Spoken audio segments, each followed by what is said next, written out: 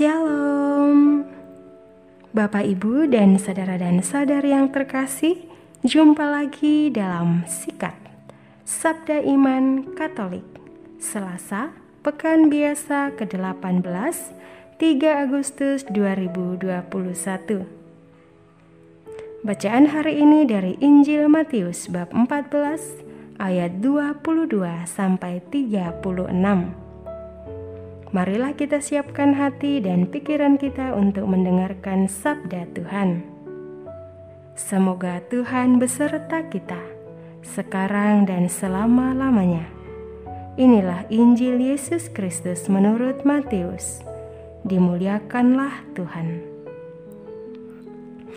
Sekali peristiwa, setelah mengenyangkan orang banyak dengan roti, Yesus segera menyuruh murid-muridnya naik perahu dan mendahulinya ke seberang, sementara ia menyuruh orang banyak pulang. Dan setelah orang banyak itu disuruh pergi, Yesus mendaki bukit untuk berdoa seorang diri. Ketika hari sudah malam, ia seorang diri di situ. Perahu para murid sudah beberapa mil jauhnya dari pantai, dan diombang-ambingkan gelombang karena angin sakal. Kira-kira jam 3 malam, datanglah Yesus kepada mereka berjalan di atas air. Melihat dia berjalan di atas air, para murid terkejut dan berseru, "Itu hantu!" Dan mereka berteriak ketakutan. Tetapi Yesus segera menyapa mereka, katanya, "Tenanglah, akulah ini, jangan takut." Lalu Petrus berseru, "Tuhan, jika benar Tuhan sendiri, suruhlah aku datang kepadamu dengan berjalan di atas air."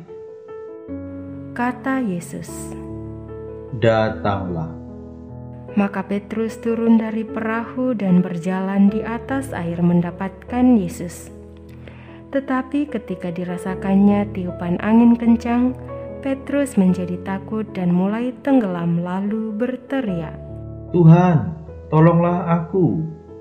Segera Yesus mengulurkan tangannya, memegang dia dan berkata, "Orang kurang percaya, mengapa engkau bimbang?" Keduanya lalu naik ke perahu dan redalah angin. Dan mereka yang ada di perahu menyembah dia, katanya, "Sungguh, engkau anak Allah." Setibanya di seberang, mereka mendarat di Genesaret. Begitu Yesus dikenal oleh orang-orang setempat, mereka memberitahukannya ke seluruh daerah. Maka semua orang yang sakit dibawa kepadanya. Mereka memohon supaya diperkenankan menjamah jumbai jubahnya. Dan semua orang yang menjamah dia menjadi sembuh. Demikianlah sabda Tuhan. Terpujilah Kristus.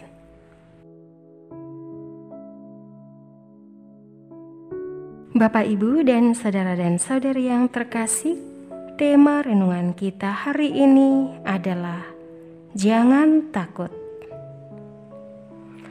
Siapakah di antara kita yang tidak pernah merasa takut dalam hidupnya?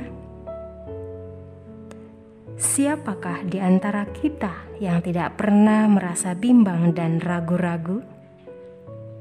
Dan siapakah di antara kita yang tidak pernah punya masalah selama hidupnya?